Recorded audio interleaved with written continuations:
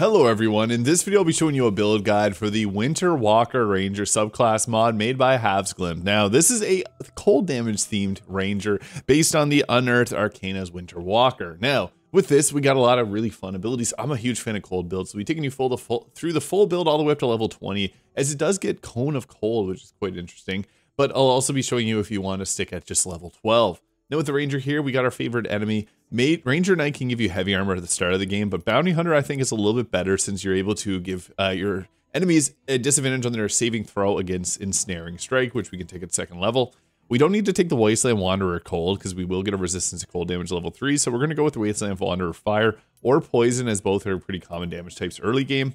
And then for our ability score, we're going to want to obviously roll heavily into our Dexterity. I think the best stat spread is to go with a stat spread of 16 Constitution and 14 Wisdom, but you can alternatively then go ahead and put those points into your Wisdom and go with stat spread like this instead. It's your personal preference if you want a bit more survivability or a little bit better spell casting. At level 2, we get ourselves the Fighting Style, and we're going to want to take Archery here, which gives a +2 bonus to attack rolls with ranged weapons. This gives us the ability to take Sharpshooter and not feel so bad with the minus to their attack rolls. Defense is nice, 2 for the +1 armor class.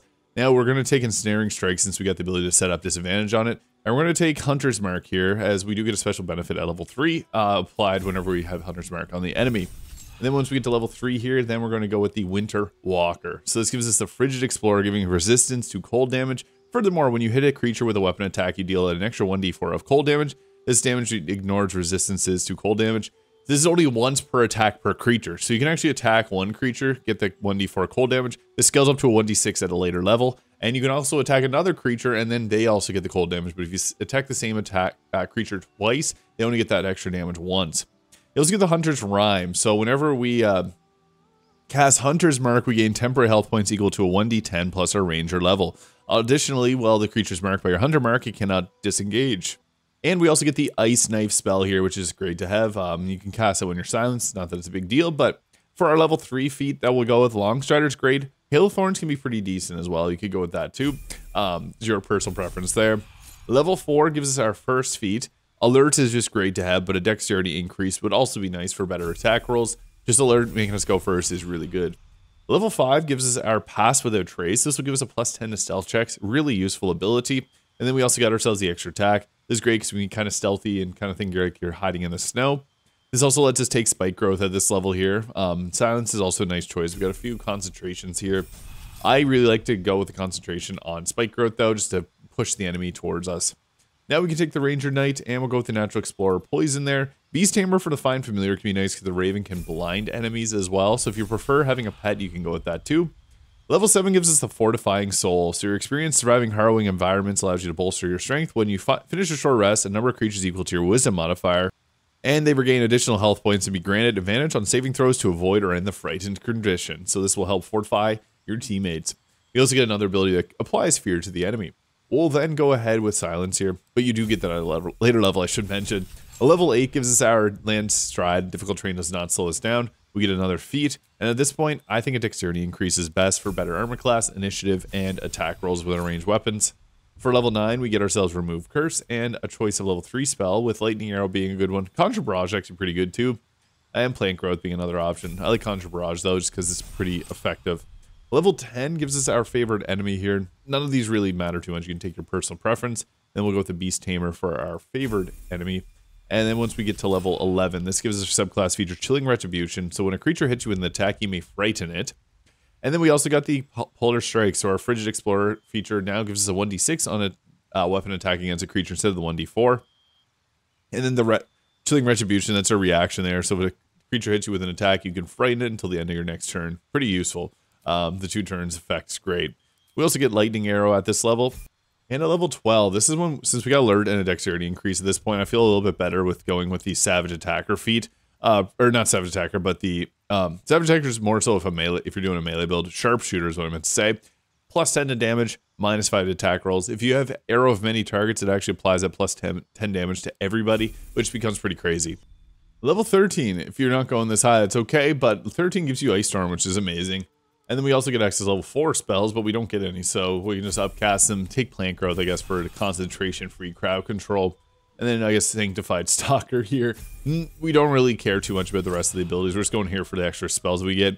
And the abilities we get at level 15, like the Frozen Haunt. Whenever you cast Hunter's Mark, you can adopt a ghostly, snowy form that grants you immunity to cold damage, grappled, and prone and restrained conditions. Additionally, when you first adopt this form at the start of each turn, everyone in a 5-meter radius takes a 2 to 8 cold damage and ignores resistances to cold damage. Pretty good. Now, we also have some pretty fun abilities we can use. We want to have boots that are going to prevent us from slipping on ice because we can apply ice around really easily. For our next feat, you could go... If you want to use a crossbow, you can use crossbow expert and go close range attacker. It's kind of a fun play style. I personally like it, but it's not for everyone. I'm just going to stick with a regular old bow, so we could also just go with the ability score improvement to max our dexterity. The lucky feat also is quite nice. Level 17 gives us Cone of Cold, which is really strong. Obviously, a very useful spell to have. I guess we can go Good Berry there for a little bit of passive healing. 18 gives us nothing, just extra health. And then once we get to level 19, we can then just take another spell here. Again, we don't have anything really that we care too much about, but we got an extra feat here, which then lets us take some extra choices like the tough feat, since we have an extra 20 levels, is 40 extra health there. The mobile feat's pretty decent. Medium armor master, if you want to go with armor choices. Again, crossbow expert is a really fun feat, but ability score improvement on our wisdom works too. I'm just going to go tough because health is so good. And level 20 just gives us some extra health. And that is the Sharpened Snare Cuirass there that I have on my character, dyed with the Favor and Colors Cheer die. Now this is a ranger that actually benefits from the Morning Frost, because whenever we deal cold damage, we deal an additional cold damage. And whenever we do cold damage with the spell, we can apply Chilled on the target, and it gives us Ray of Frost, which uses our Wisdom stat. I also like to take the Mask of Soul Perception for the bonus to attack rolls with a ranged weapon attack, since we took Sharpshooter. Cloak Protection there for the increased armor class. I guess I should mention early game option. The Haste Helmet is good in Act 1. Armor of Agility just gives us the best possible armor class, but you can use medium armor. Act 1, Adamantine Scale Mail would be great too. Yeah, you got lots of great armor choice because we can wear any armor in the game, so just take whatever is not used by the rest of your characters that they're using. Winter's Clutches. Since we're doing cold damage, we may as well take these to apply our Crust with Frost on the enemy.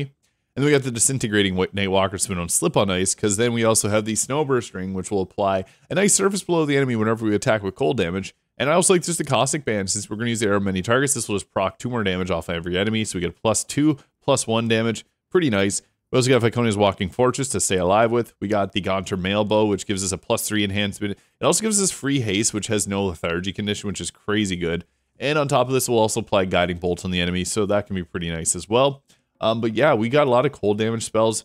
2 uses of Cone of Cold enhanced that'll also apply Chilled, and when we chill the target with our special staff here, they take double cold damage, so we want to try and chill them as much as possible and then hit away with Cone of Cold.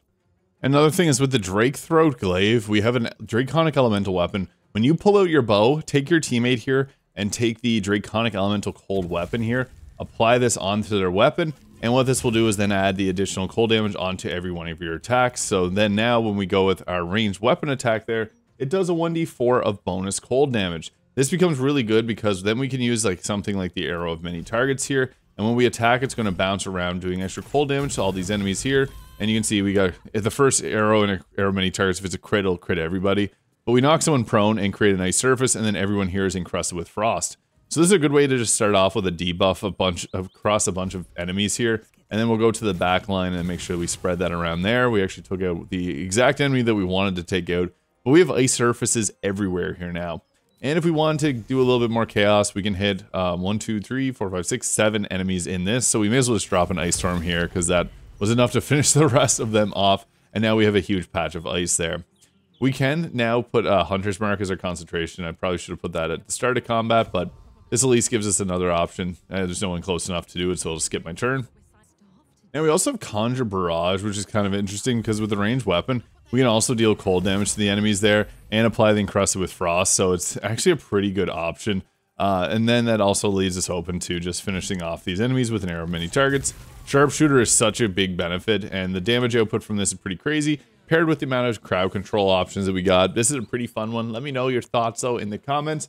Again, this build was the Winter Walker Ranger subclass made by Havsglimt. They've done an incredible job with all their mods. I encourage you to go check out them all, because they've done a fantastic job with porting over to all of these classes, making these all from scratch based on different rule sets and homebrews. So let me know your thoughts and comments, hit the subscribe button below, and I hope you have a great day. We'll catch y'all in the next one.